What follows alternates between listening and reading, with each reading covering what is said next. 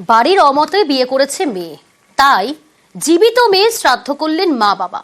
উত্তর দিনাজপুরের চোপড়ার এই ঘটনা ঘিরে জোর শোরগোল। আবার উত্তর 24 পরগনার খড়দায় আরেক কাণ্ড। এখানে প্রেমিকের থেকে প্রেমিকার বয়স বেশি, তাই বিয়েতে বাধা। তৃণমূল নেতার ছেলের বিরুদ্ধে প্রেমিককে মারধরের অভিযোগ।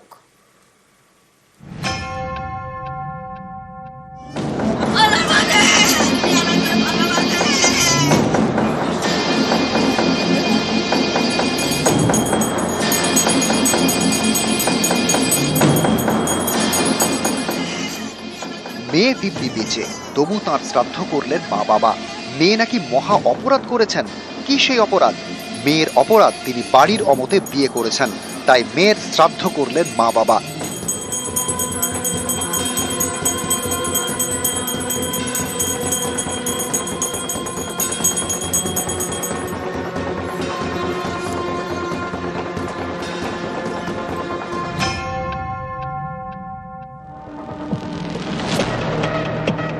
উত্তর দিনাজপুরের চোপড়া, এখানকার সোনাপুর গ্রাম পঞ্চায়েতের জুয়াখুড়ি অগ্নিবাড়ি।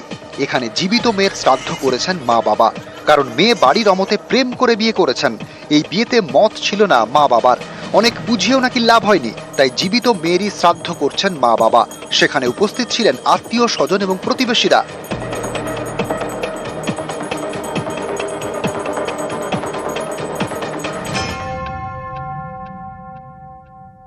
স্বপ্ন যে ভেঙে গেছে অন্য পরিবারের সাথে, যা আমরা মেনে নিতে পারিনি। ওর জন্য আজকে ওর শ্রাদ্ধ কর্মক্রিয়া করলাম। ও ভাগছিল প্রায় 9 তারিখ 3 মাস 2025-এ। আজকে ওর চৌথা আমরা ক্রিয়াকর্ম শ্রাদ্ধ করলাম। লোকে কি বলবে এই চাপে অনেকেই অনেক কিছু করেন, অনেক কিছু করেন না। ঠিক যেমন চোপড়ায় মেয়ের বিয়ে, কিন্তু পাড়া প্রতিবেশী মানছে না, সমাজ মানছে না, তাহলে মা বাবা মানবেন কিভাবে? মা বাবা মানলেও লোকে কি বলবে? সমাজের এই চাপেই নত জানু জীবিত মেয়ের শ্রাদ্ধ করলেন মা বাবা।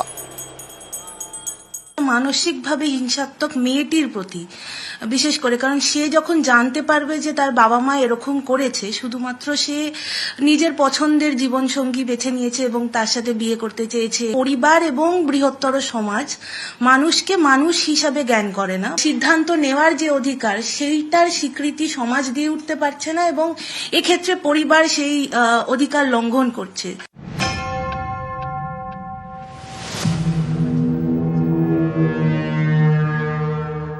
উত্তর 24 পরগনার খড়দা, এখানে তৃণমূল নেতার ছেলের নিশানায় প্রেমিক। নেতার ছেলের হুমকি, বিয়ে করতে হলে নাকি তার বাবার পারমিশন নিতে হবে।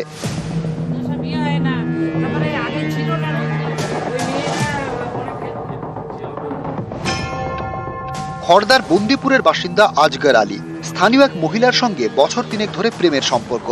আজগরের থেকে তার প্রেমিকার বয়স বেশি, এতেই গ্রামে জ্যাঠামি শুরু, বিয়েতে বাধা।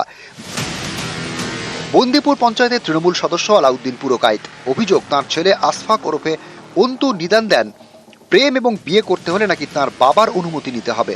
এসব মানতে চাননি আজগর। অভিযোগ, এ কারণে তাকে মার খেতে হয়েছে। রহড়া থানায় আশফাক এবং তার দলবলের বিরুদ্ধে নালিশ জানিয়েছেন আজগর। এরপর থেকেই তৃণমূল নেতার ছেলে আশফাক বেপাত্তা।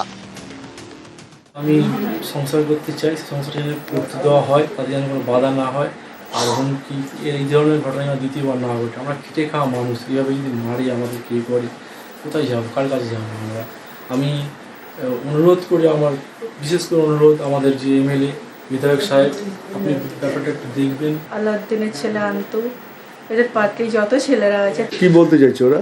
ওরা চাচ্ছে যে ওই ছেলেটা আমার বাড়িতে না আসে। কে? আজাদ? হ্যাঁ, আমার যে ইয়ে আছে, যে হবু হাজব্যান্ড, ও যেন না আসে। আমরা তো একে ভালোবাসি, আমরা বিয়ে করবো, আমাদের বিয়ে সব কিছু হয়ে গেছে, আমরা একসাথে ব্যবসা বিজনেস দোকান করি। ওদের অভিযোগ যে তুমি ওকে বিয়ে করতে পারবে না, ওই ছেলেকে ছেড়ে দিতে হবে। মহিলাটার একটা আফগানিস্তানের একটা ছেলে, ওর হাজব্যান্ড আছে, তার মনে হয় 3টে মেয়ে আছে। সেটা নিয়ে এখানে বিচার পঞ্চায়েত অনেক কিছু হয়েছে, আমিও সেখানে ছিলাম। এখন মেয়েটি এবং ছেলেটি মনে করে এটা ইউরোপের মতো যদি কালচার মনে করে, এটা তো ভারতবর্ষ, এখানে তো একটা সামাজিক ব্যাপার আছে, সামাজিক কৃষ্টি কালচার আছে।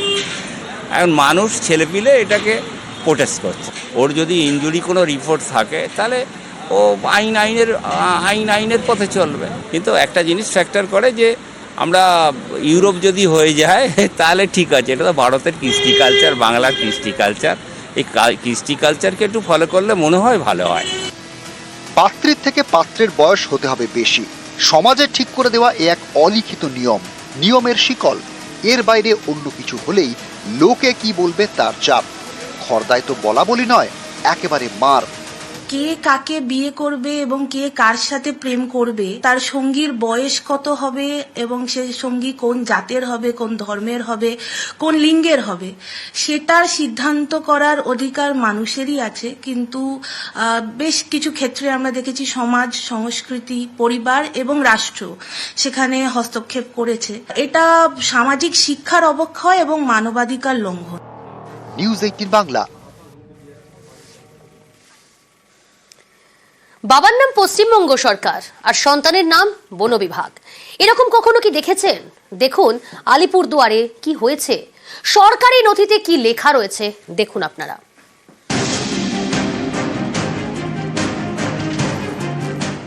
বাবার নাম পশ্চিমবঙ্গ সরকার, সন্তানের নাম বন বিভাগ।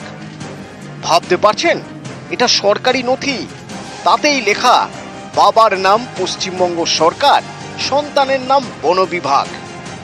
আলিপুরদুয়ারের একাধিক সরকারি নথিতে পাট্টা প্রাপকের নামের জায়গায় লেখা বন বিভাগ, আর পাট্টা প্রাপকের বাবার নামের জায়গায় লেখা পশ্চিমবঙ্গ সরকার।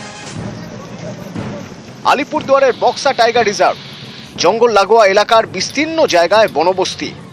কয়েক বছর আগে এখানকার বাসিন্দাদের পাট্টা দেওয়ার কাজ শুরু করে রাজ্য সরকার। সেই পাট্টার নথিতেই পাট্টা প্রাপকের নাম বন বিভাগ, আর তার বাবার নাম পশ্চিমবঙ্গ সরকার। স্থানীয়দের দাবি, গত 2 বছর ধরে এমনই নথি দেওয়া হচ্ছে।